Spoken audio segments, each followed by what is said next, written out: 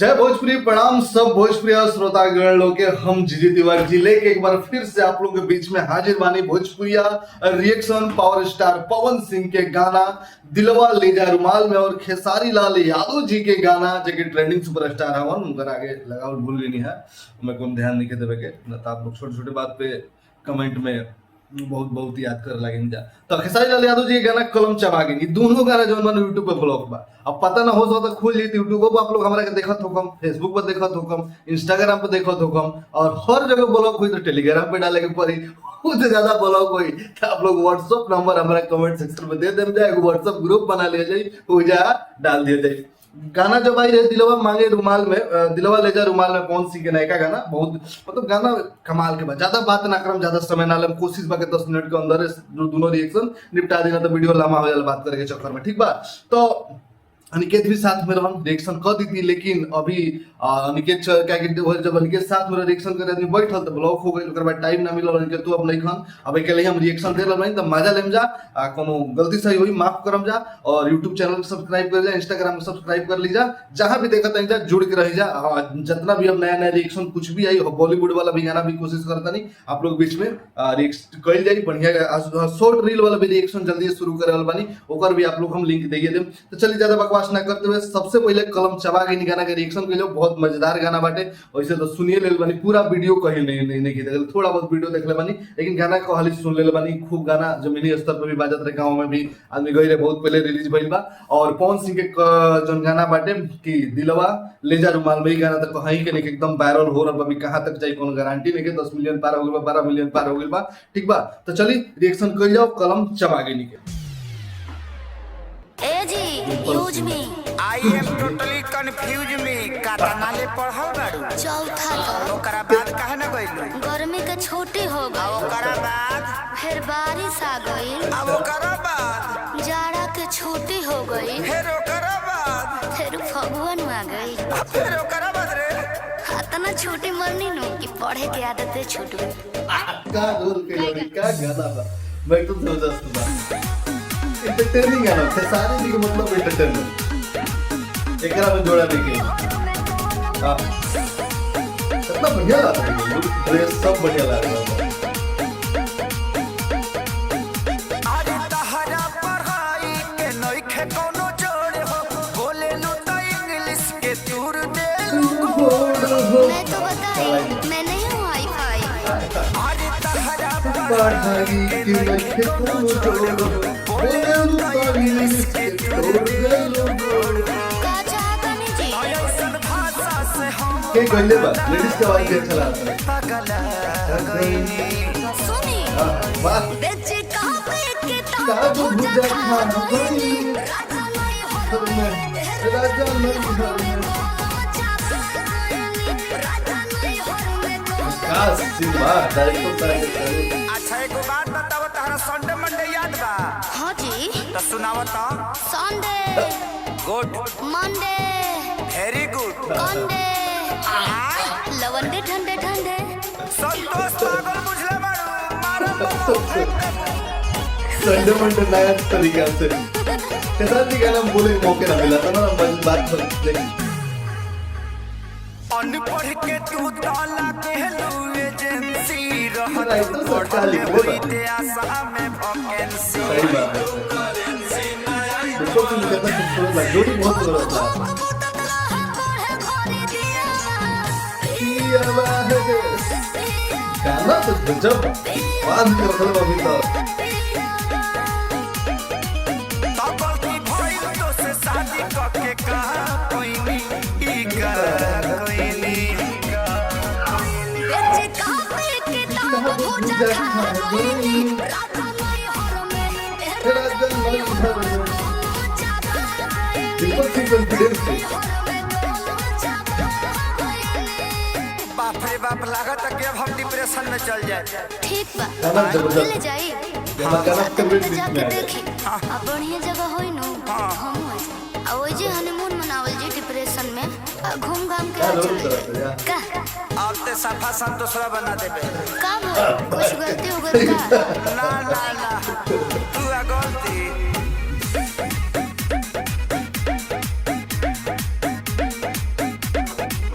एकदम जबरदस्त। चढ़ली जवानी तहर पूरा पछोल हो, खत्म इतिहास पूरा गोल बाबू गोल हो। चढ़ल बाड़ा जौना पे डूबावा तारा मैया,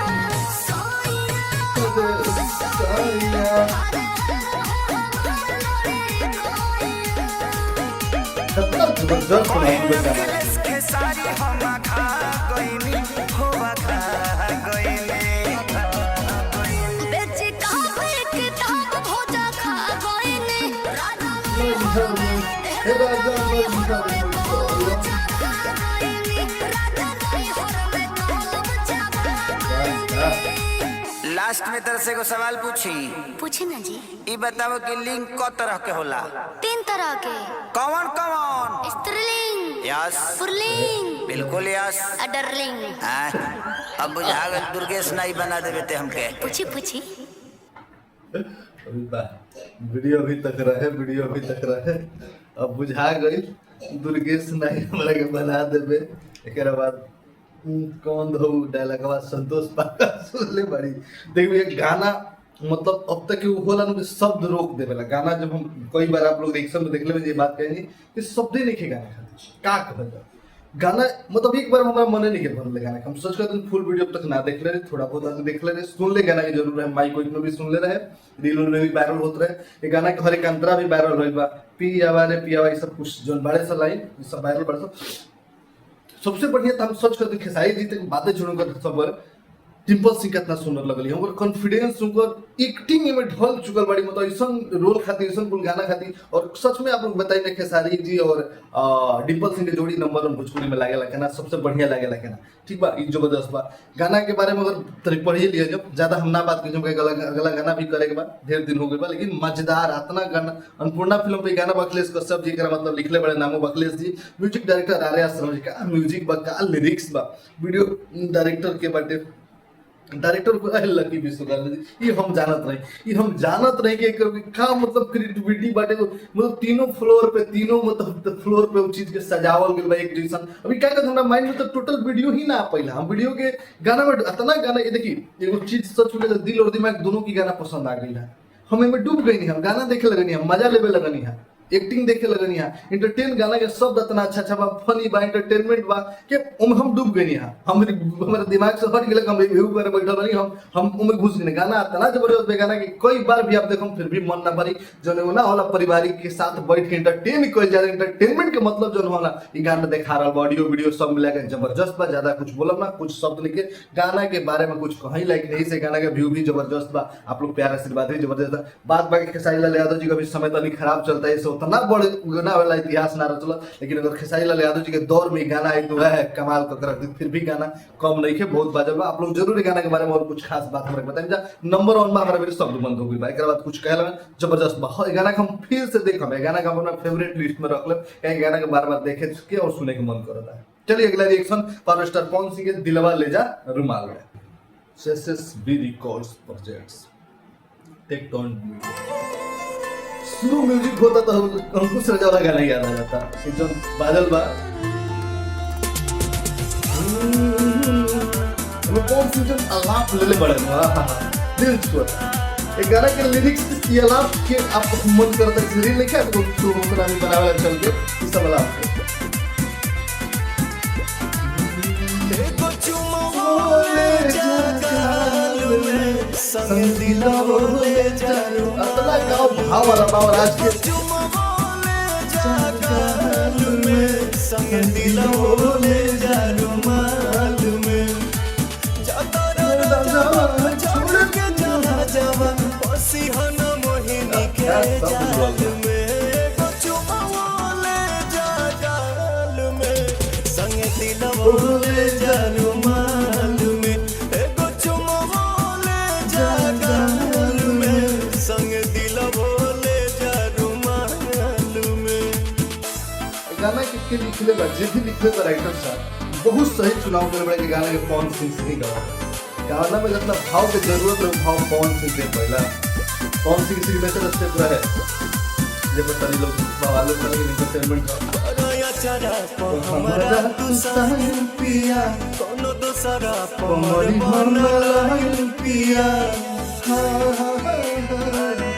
ए राजा बिहाना केहू के हमार गोलबटो हर के जात हई बढ़िए जला सटो सातो बचनवा न भोले हो सजनवा लजिया बचैहा हर हाल में एगो चुमवा ले जा गाल में संग दिलवा ले जा रुमाल में एगो चुमवा ले जा गाल में संग दिलवा ले जा रुमाल में रोल के वाव लगल चाहते अपन अपन देखो रहे वो आस्था सिंह जी से जैसा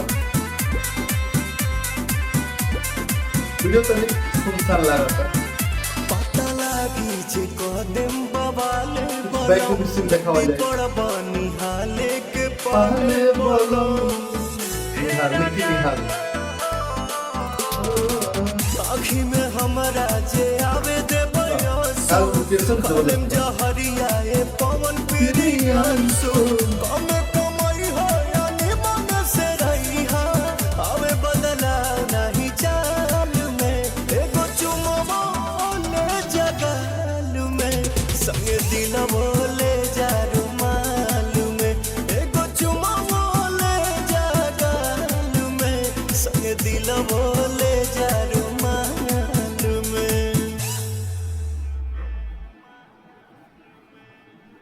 बाय बाय